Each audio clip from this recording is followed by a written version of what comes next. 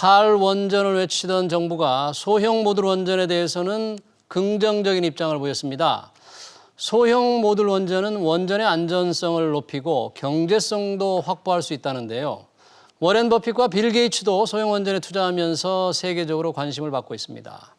과연 소형 원전이 탄소 중립의 구원 투수가 될 수 있을지 자세히 짚어보겠습니다.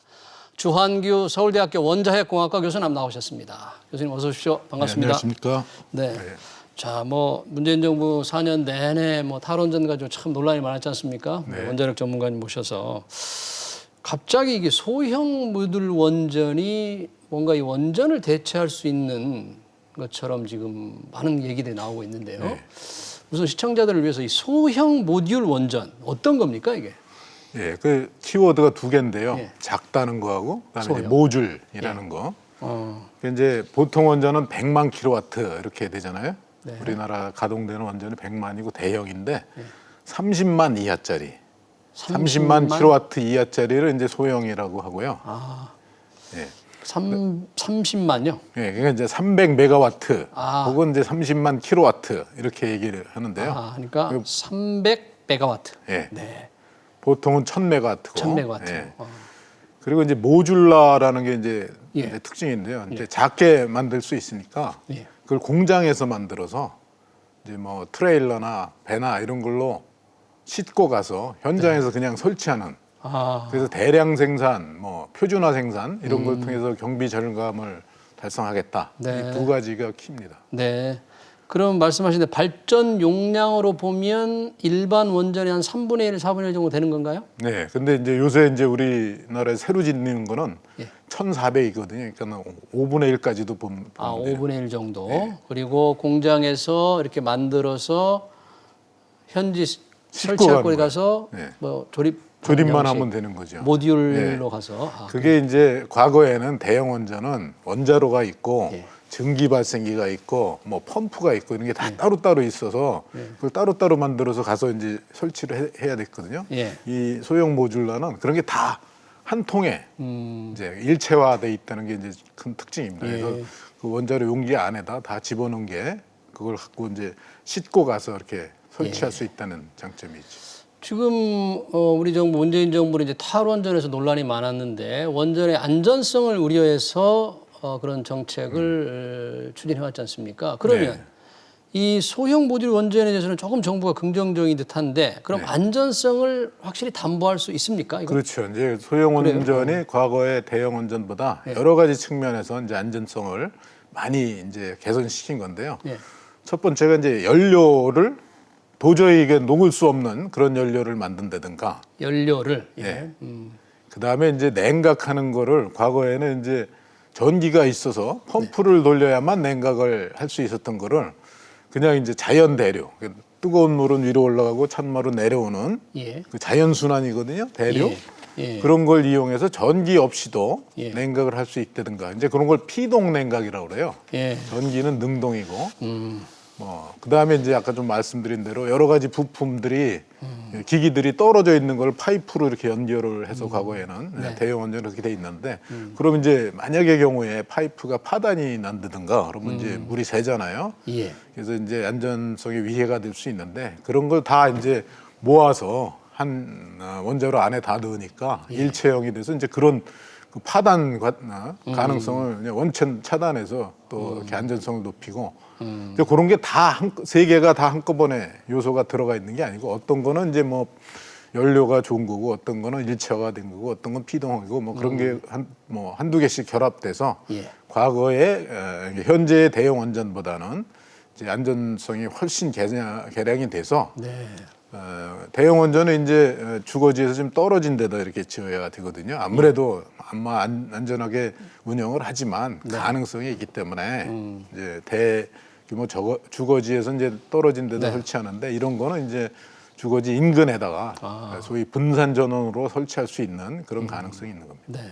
그러면 안전성 면에서는 현재의 대형 원전보다 월등히 좋다는데 경제 효과, 그렇죠. 이 지는 비용 면에서 비교를 한다면 어때요? 그거는 이제 일단 생각을 해보면은 아무래도 그 규모의 경제라는 게 있잖아요. 크게 만들면 뭐 참 건설할 때부터 들어가는 게 훨씬 효율적이고 그래서 이제 하나만 놓고 보면 예. 그러니까 소형 원전 하나만 놓고 보면 대형 원전에 이제 뭐 물론 같은 전력량을 생산하는 데 있어서 훨씬 이제 비쌀 수밖에 없죠. 근데 이거를 이제 자꾸 표준화로 해서 여러 개를 만들다 보면 이제 대량 생산하고 대량 설치를 하게 되면 그 이후에는 이제 대형 원전에 비해서 싸질 수도 있다. 그게 이제 계통 단순화가 되면서 부품 그러니까 설비 제작하는 과정에 있어서도 좀 싸지고 네. 그다음에 이제 표준화 대량 생산을 통해서 싸지고 그래서 싸질 가능성은 있는데 네. 아직도 뭐 당연히 대형보다는 이제 처음에는 비쌀 수밖에 없고요. 이게 작은 게 어떤 또 그러니까 장점이 비싸다는 있냐면 게 그런 거겠죠. 네. 그 단위 원전 생산 발전 용량당 그렇죠. 비용이 더 결과적으로 더 든다는 그렇죠. 거죠. 킬로와트 전체 시당. 짓는 데는 얼마 안 되겠지만. 그렇죠. 네. 근데 이제 장점이 그겁니다. 전체 짓는데 얼마 안 돼서 회사들이 큰 전력 회사가 아니더라도 그 부담 없이 할 수 있고 그다음에 이제 전력망이 우리나라는 이제 뭐 굉장히 큰 전력망을 갖춰줘서 큰 대형 원전이 들어가도 되지만 이제 그렇지 못한 나라들이 많거든요. 고립된 도시라든지 원격지라든지 이런 데는 이제 또 설치가 가능하고. 네. 예. 그러니까 안전성은 높고 현재 볼 때 경제성으로는 조금 비용은 더 들지만 많이 설치하거나 표준화가 이루어진다면 비용도 절약할 가능성이 있겠다. 이런 그렇죠. 말씀이시네요. 그러면 이 다른 나라도 그런 이유 때문에 소형 원전을 계속 개발하고 투자하고 지금 하고 있습니까? 그게 이제 주로 앞서 나가는 나라가 미국이에요. 미국이 이제 이번에 바이든 행정부 들어오기 전부터 그 이제 선진 원자로 해서 이제 영어로는 어드밴스드 뉴클리어 예. 그거를 쭉 개발을 해왔고요. 예.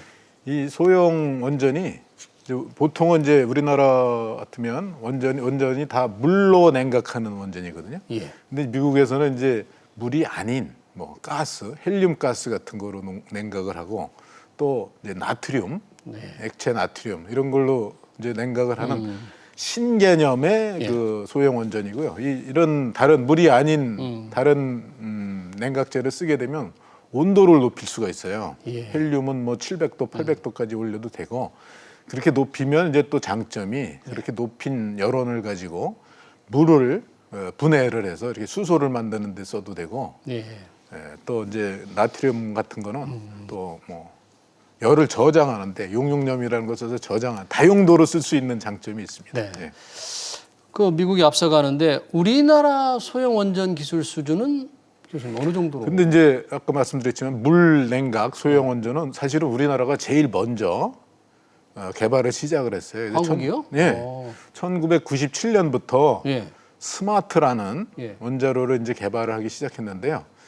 그거는 이제 전력뿐만 아니라 열을 내서 바닷물을 끓여가지고 담수화시키는 중동 지역에 이제 수출할 목적으로 네. 그래서 1997년부터 개발을 해서 두산중공업이 여기도 아니에요. 그거는 어디서 했습니까? 한국원자력연구원 한국원자력연구원. 거기서 개발을 해서 사실은 2012년에 세계 최초로 이 SMR로서는 처음으로 그 인가를 받았어요. 그랬어요? 규제기관으로부터.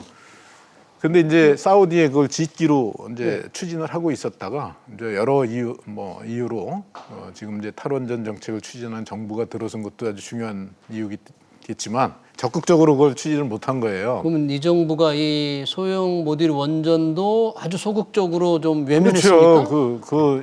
이 탈원전 정책의 첫 번째가 뭐냐면 신규 원전을 안 짓는 거예요. 이거는 좀 안전한데 뒤늦게 그런데 왜 이걸 조금 이렇게 근데 관심을 이제 갖죠?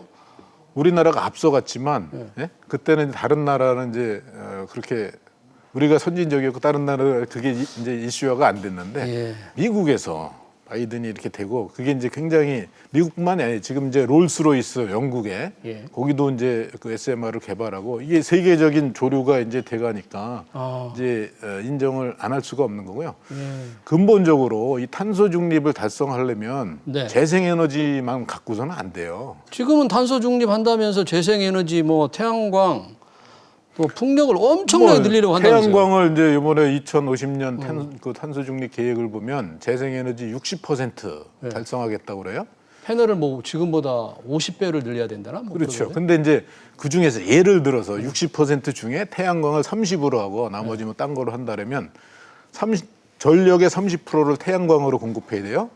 근데 태양광은 효율이 이용률이 15%예요. 그러면 필요한 전력의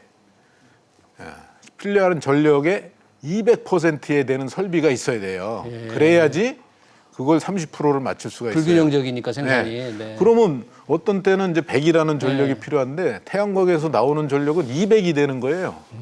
그럼 그거는 저장을 안 하면 안 돼요. 그래갖고 30%를 맞추려면 그러면 전력 저장 장치가 ESS라는 거잖아요. 예. 그게 근데 비용이 엄청난 거예요. 비용도 비싸고 그다음에 이제 그걸 만드는 데 들어가는 물질의 양도 엄청나고 네. 그래서 이 태양광으로 뭐 30% 달성하고 그러는 게 우리나라에서는 사실상 현실적으로는 불가능한 얘기야. 네. 다른 나라는 전력망이 연결이 돼 있어서 만약에 뭐 100% 이상 전기가 나면은 딴 나라로 네. 수출을 하면 되지만 우리는 그게 안 되거든요. 예. 남는 건 저장을 해야 되는데 그 저장하는데 비용이 엄청나기 때문에 재생에너지를 그렇게 많이 놀릴 수가 없어요. 물론 이제 뭐 태양광 발전소 건설하는데 그 부지도 문제지만 예. 부지 그러면 확보했다고 해도 문제가 되는 거예요. 뭔가 꿈만 컸지 현실적으로는 불가능한 얘기가 바로 이제 탄소 중립을 위한 우리 정부의 재생에너지 확대인데 실질적인 거는 원자로를 해야 되는 거죠. 원자를 해야 되는데 그럼 교수님은 지금 현재 우리 탈원전을 포기하고 현재 대형 원전을 유지해야 됩니까? 아니면 이 소형 모듈 원전을 좀 더 투자를 해서 이쪽으로 가야 됩니까? 어떤 1차는 당연히 대형 원전이에요. 당연히 대형 원전이요? 소형은 지금 뭐 아까 300메가라고 그랬는데 지금 개발되고 있는 거는 이제 그거보다 작은 한 100 정도짜리가 이제 많이 개발이 되고 현재 있고요. 개발되는 건 그런 거를 이제 대형 원전 하나 하려면 15개가 있어야 되는 거예요. 14개. 그래서 같은 전력을 발전량을 같이 만들려면 그 정도 필요하다. 그래서 우선은 이제 우리나라 같은 경우에는 그 대형 원전을 수용할 수 있고 대형 원전으로 화력 발전을 대체하면서 그럼 엄청나게 이제 이산화탄소를 줄일 수 있거든요. 예. 그러면서 추가적으로 할 수 있는 게 뭐냐? 그 전기를 가지고 물을 분해해서 수소를 만들 수가 있어요. 예. 그걸 굉장히 태양광으로 만드는 것보다 훨씬 싸게 만들 수 있어요. 원전을 써서. 그래서 대형 원전을 전력뿐만 아니라 수소를 만드는 데 써서 이렇게 이용을 하는 게 그게 탄소 중립을 실현하는데 제일 효과적인 방법이고 그렇지만 이제 그런 대형 원전을 너무 많이 지을 수는 없거든요. 그래서 이제 분산 전원으로 이렇게 지을 수 있는 방법은 이제 SMR이고 또 그게 수용성이 이제 대형보다는 좋으니까 이제 그거를 2차적으로 이 SMR을 짓고 근데 이제 국제적으로 세계적으로는 수요가 또 SMR이 더 많을 수 있어요. 그러니까 이제 SMR도 당연히 투자를 확대해야 되는 거죠. 그러니까 뭐 요약을 하자면 탄소 중립을 위해서는 현재 원전, 대형 원전을 유지를 해가면서 또 어떤 수출이라든지 국제 쪽 시장을 위해서 소형 한미 원전 동맹도 있잖아요. 만들어 가자 그런 얘기네요. 그렇죠. 네, 알겠습니다. 잘 들었습니다. 시간 관계상 교수님 여기서 마쳐야 될 것 같습니다. 네, 지금까지 주한규 서울대학교 원자핵공학과 교수였습니다. 감사합니다, 교수님. 네. 고맙습니다.